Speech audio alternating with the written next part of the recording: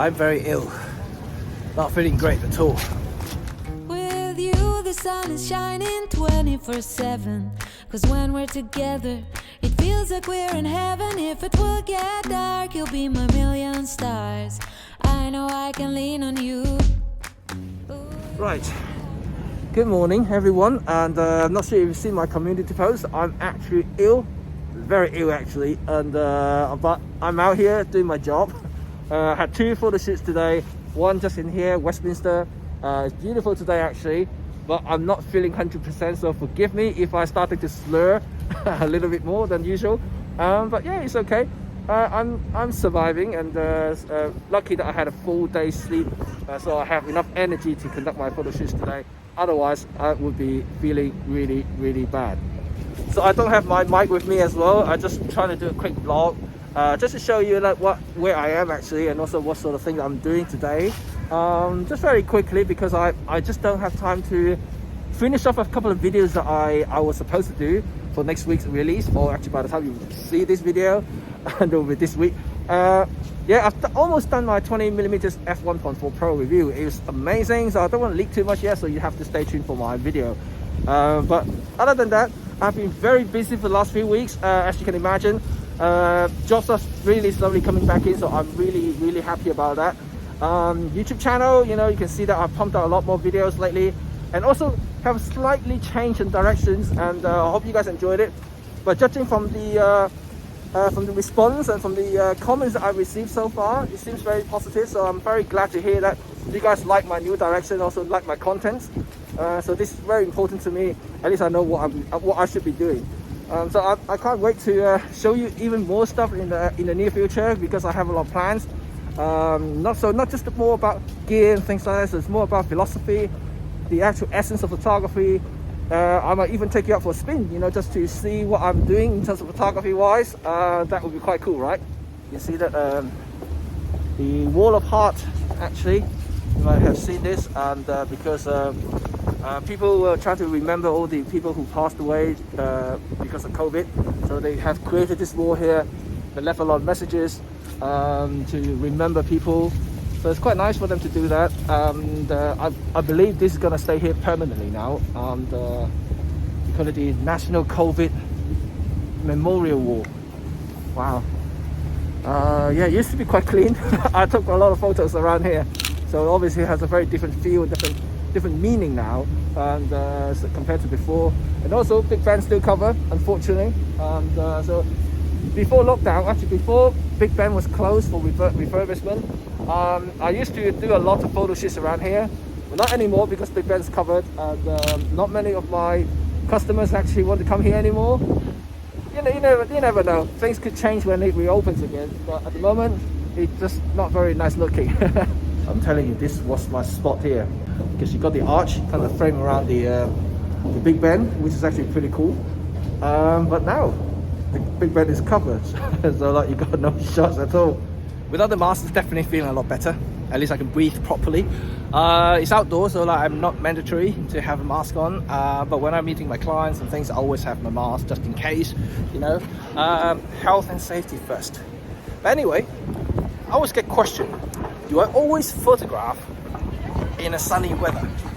The fact is, you know, like in the UK, we don't always have sunny weather. Just like today, windy, as you can tell that, and also it's very dull, very wet.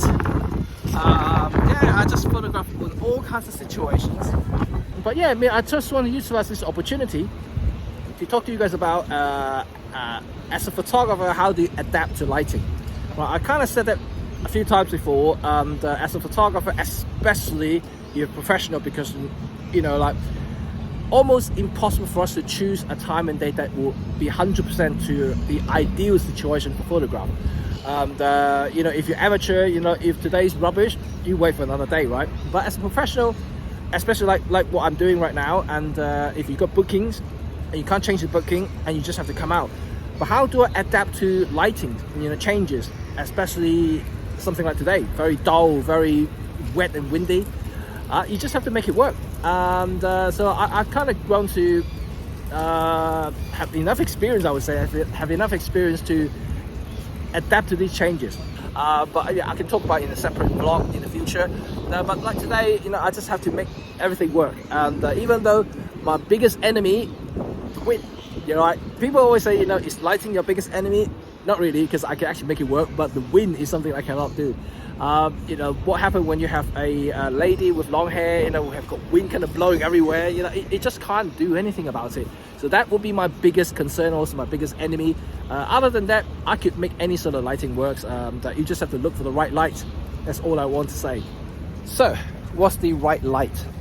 Okay, well, first of all, photography means light painting. So without light, you can't do anything, right? So that means that you have to find lights all the time. Like today, it's actually not too bad because the overcast, cloudy sky makes it very diffused. So the light is very even. You can see behind me is no hard shadow anywhere. For my shoot, then in that case, I would have to somehow utilize composition, depth of field, to make the subject stand out. In the sunny days, it's very different because, like I said before, a lot of my clients actually pay me to photograph them with the background, so I can't make them too blur so they can't see them. This is another beauty of Micro Four Thirds. So like, even if I shoot it wide open 1.2, I can still get a lot of the background in. So a little bit of subject separations, it's all I needed really. So I don't need too much. If I wanted to have a lot of depth of field, well, I can use a longer lens and just compress the scene. It's the same thing. I can use my 75 1.8 if I want to, but I don't. Most of the time I come out, I will just have this 17 1.2 Pro. I also have my 25 1.2 Pro, then the 40 to 150. These are the three lenses I usually take out for any of my shoots. So it's all it is. You're just finding the light and work your way backward. That's what I'm trying to say. So look for the strongest light and go back. Look at where the darkest bit is, and turn in your head. Just compute how you can make the composition work. How do you draw the attention to your subject? That's all it is. So I'm down on the bank. When the Thames River is in low tide, you can actually walk down. They open the gate for public, so you can just come down and enjoy a little bit of a riverside or seaside feel. It's not quite the sea, but you got a little bit of a beach here. The sand is actually quite fine. I also see a lot of people come down here to do treasure hunt. They have metal detector. They just trying to find things, but because you don't know what you're going to find in Thames River, I'm telling you. I remember 2 years ago, I came down here and I found a very rare Canon metal lens cap. Yeah, it's crazy, right? But that lens cap, if I remember correctly, it belongs to the 50mm 0.95. That cap itself worth about $100. And I actually just spotted it. I just picked it up and it's just really, really weird. It's a bit scuffed up, you can imagine on the beach, or probably tumbling around the Thames River bed for a long time before it's somehow washed up on the shore here, and I picked it up. But yeah, it was just crazy, right? You can find lots of stuff. You find bicycle, you can find things, I just see people all the time here trying to look for stuff. It's kind of our London life. Right, like I said, and at the end of the day, it's all about the basics of photography. Really, you cannot get away with composition, your aperture, depth of field, and utilize all the combination between to make your subject stand out in the frame, or make the photograph works. This is really important to know, and that's why I always talk to people, whenever they come to my workshop. It's just that you have to master the fundamentals. It's not just about the feature of the camera. You have all the IAF, you got all the things there, really cool stuff. But if you don't know how to frame the subject, if you don't know how to utilize depth of field, utilize leading lines, and things like that, reading the right lights, not just about pushing the ISO. You need all these knowledge and experience, and then utilize them to adapt to changing stuff. Because weather like this, when you're shooting outdoor, the weather is not going to stay constant. The light keeps changing, so you have to have that knowledge and to be able to adapt and change it and make it work for you as a photographer. So this is really, really important to know. So I always suggest people, not just about reading up, just go out and shoot. The more you shoot, the better you get, and the more you adapt to lighting, the more you read about lighting. This is another reason why I rarely, well, nowadays I do, but before I know that many people ask me, why don't you just post the exit data, you know, like whenever a photograph is published on the YouTube channel, you know, make sure that you show all the aperture setting, the shutter speed, the ISO. I have no problem actually listing all those information out, but the problem is you simply cannot replicate that and then in a real life situation, because by the time you get to the same location, the lighting will change, everything will change, and then you simply cannot apply the same setting. I can understand from a technical point of view that you want to assess maybe the depth of field situations, you know, like, oh, this is what wide open looks like, and that's no problem, and that's why I'm doing it now, but I'm doing it only for that reason, not so much about that you can replicate the same photograph using the same setting, because you can never do that. But otherwise, remember, fundamentals is always the key for your success in photography. 'Cause when you're around, I know it's true. The way you make me feel is so good, baby. So good, so good. Every single day we spend apart, I wanna be with you. Baby, take my hand, hold it tight just like you do. Feels so good, so good.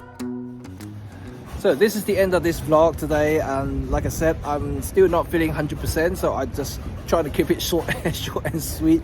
But yeah, I mean, if you ever had a chance to come to London, or you want to come to London, this is actually kind of the best time, you know, like kind of mid-November, beginning of December, just before the peak season hits, and because you got a lot of Christmas markets going, it's feeling very festive, and yeah, generally it's okay. And to be quite honest, global warming makes London actually a little bit warmer than usual, so like you don't have to feel the extreme cold. But having said that, it's still relatively, you know, spiky. You know, the temperature is in single digit at the moment in Celsius. But yeah, other than that, it's actually okay. But I hope you guys enjoyed today's little vlog, and I will try my best. I will try my best to finish off a few videos that I actually need to do, but I have to rest up first, because after today's shoot I got another one tomorrow, so that means that my body won't have any time to rest, considering that I'm still feeling a little bit ill at the moment. So I just have to adjust to it, and hopefully I can heal up very soon, and I'll speak to you all very soon. Until next time, see you later, bye for now.